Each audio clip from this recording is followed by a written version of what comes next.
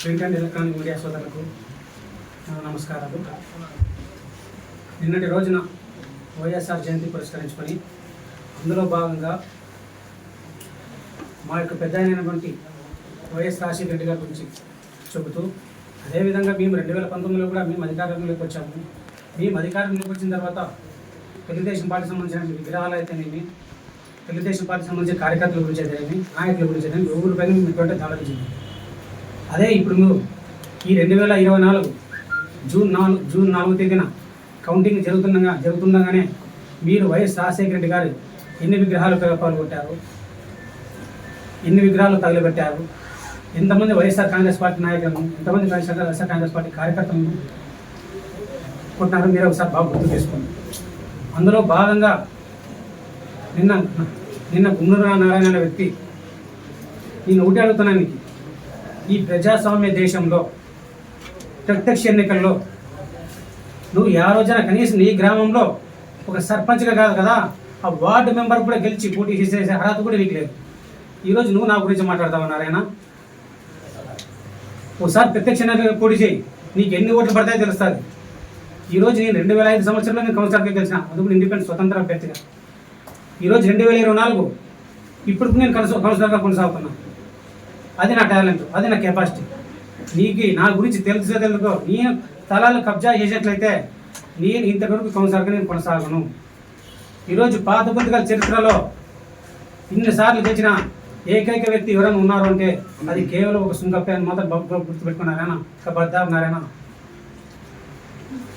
నీ ముందర మెయిక్ ఉంది కదా, ఏదో యూట్యూబ్ ఛానల్ ఉంది కదా, ఏది పడితే అది మాట్లాడడం తప్పు. రైట్, నేను కబ్జాలు పన్నా, నీ స్థలాలు కబ్జా చేసాను అంటున్నాను.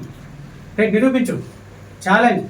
2014లోనే కౌన్సిలర్ ఎలక్షన్లోన ఇంకా పోలింగ్ కూడా అయిపోలేదు.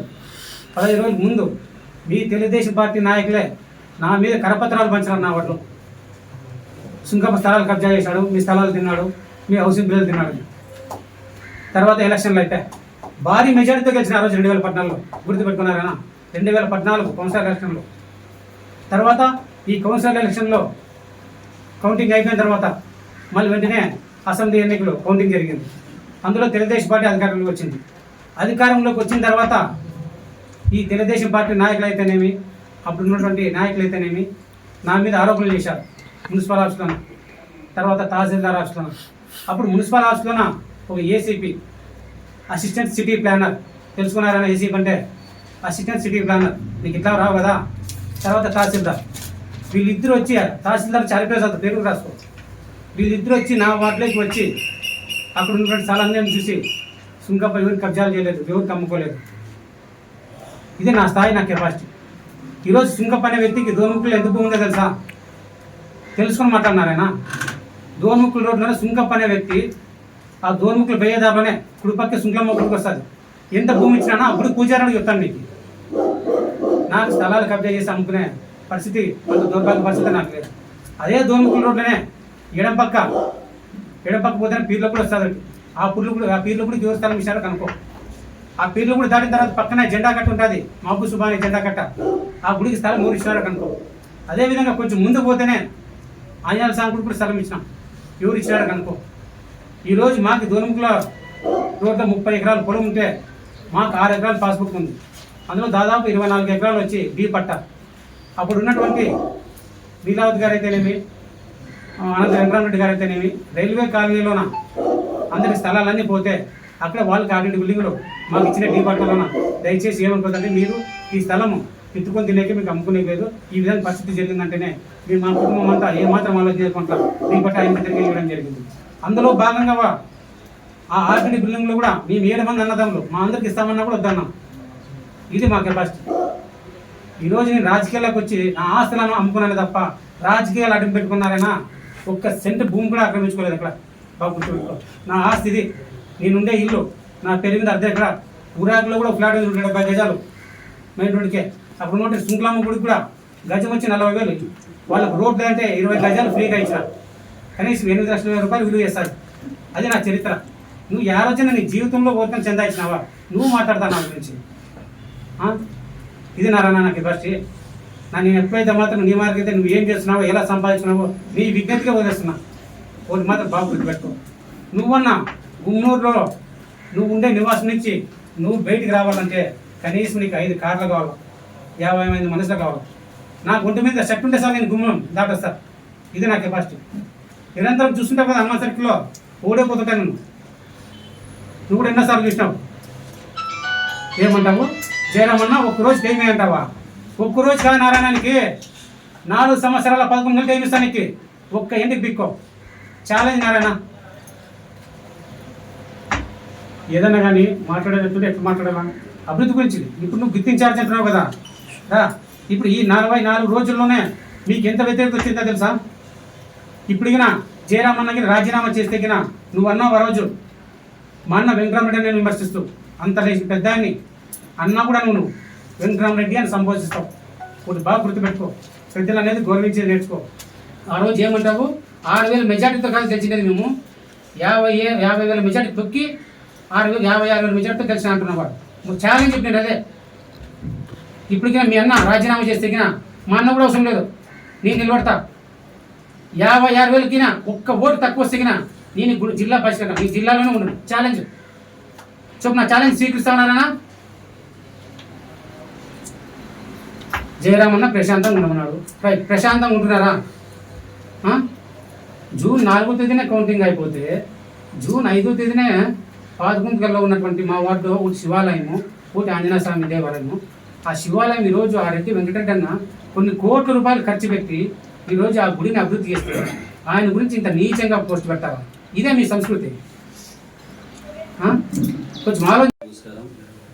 నేను రోజున వాట్సాప్లో అయితేనేమి ఏదో యూట్యూబ్ ఛానల్లో అయితేనేమి గుమ్మనూరు నారాయణ గారు మాట్లాడుతూ ప్రత్యేకంగా నా పేరు తీసి జయరామరెడ్డికి 200 ప్లాట్లు ఉన్నాయని మాట్లాడడం జరుగుతుంది. ఆయనకి ఎవరో చెప్పిన విషయాలని పూర్తి స్థాయిలో తెలుసుకోకుండా నోటికొచ్చిన విధంగా మాట్లాడడం మంచి పద్ధతి కాదని కూడా తెలియజేస్తున్నాను. 200 ప్లాట్లు అంటున్నావు. 200 ప్లాట్లు నువ్వు చూపిస్తే దాంట్లో కనిష్టం ఒక 5% నావి, 2% ఉన్నాయని నాకు చూపించినా కానీ నేను శాశ్వతంగా రాజకీయాల నుండి తప్పుకుంటా. నేనేం ఆశామాసిగా లేను. 2 సార్లు ప్రజాప్రతినిధిగా నా గ్రామంలో, ఒకసారి ఎంపీటీసీగా, ఒకసారి సర్పంచ్గా ఎన్నిక కాబడిన ప్రజాప్రతినిధి.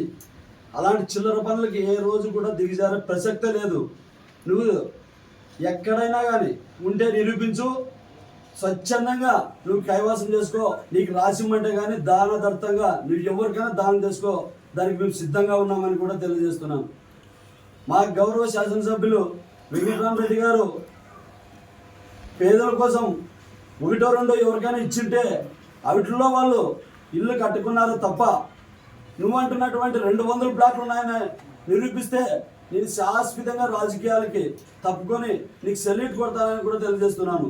నువ్వు ఈ నిరూపించడానికి రేపటి నుండే సిద్ధంగా ఉండాలని కూడా ఆయనకి తెలియజేస్తున్నాను. నువ్వు చెప్పిన విధంగా 200 ప్లాట్లు చూపించలేకపోతే నీవు ఏ విధంగా మాట్లాడతావో దానికి నీ విజ్ఞతకే వదిలేస్తున్నాను.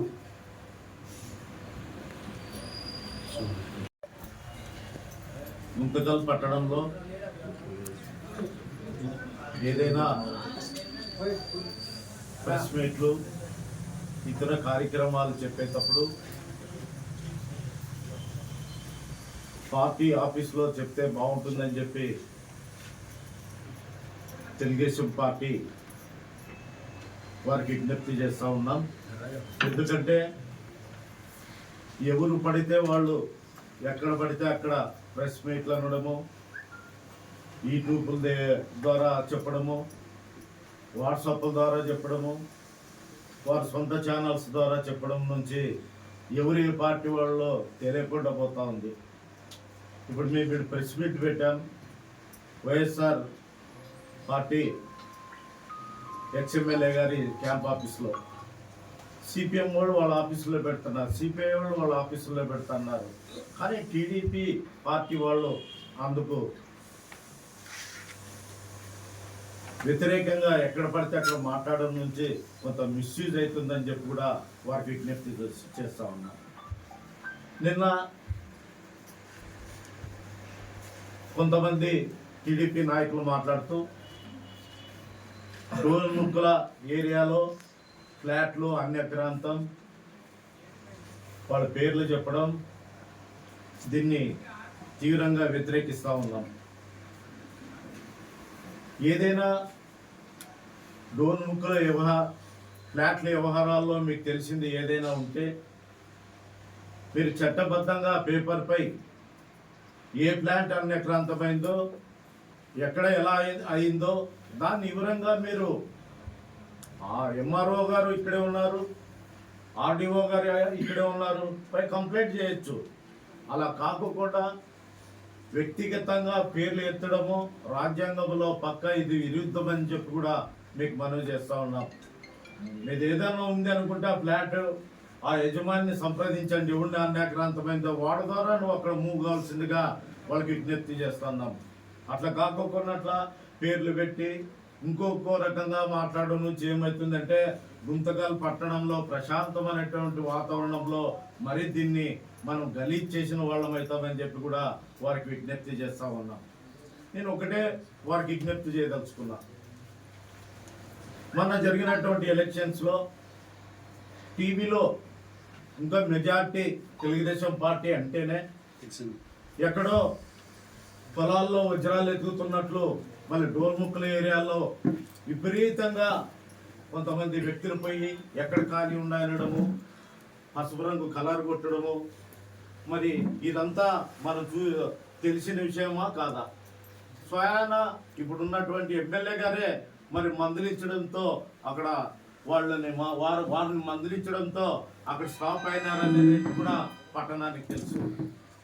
ఇలా ఏ పార్టీ ఆ పార్టీ మనం ఒక్కసారి ఒక 8-10 సంవత్సరాల క్రితం పోతే ఆ ప్రతి పార్టీ కూడా కొన్ని వ్యవహారాలు ఉంటాయి, కొన్ని తప్పులు చేసిండేవి ఉంటాయి. ప్రతి అది కరెక్ట్ కాదు. ఏదైనా చేయాలా, ఇంకోటి కంప్లైంట్ చేయాలంటే దయచేసి మేము ఒకటే విజ్ఞప్తి చేసేది, అధికారులకు విజ్ఞప్తి చేసేదిగా మనవి చేస్తున్నాము. మీరు దయచేసి పేర్లు కూడా ఎత్తద్దని కూడా మీకు మనవి చేస్తూ ఉన్నాం. మరి సూపర్ 6 అన్నారు, ఇదే మీ పార్టీ ప్రణాళికలో మరి ఎక్కడ అమలు పరిచారు, ఎన్ని అమలు పరిచారు ఇప్పటి వరకు?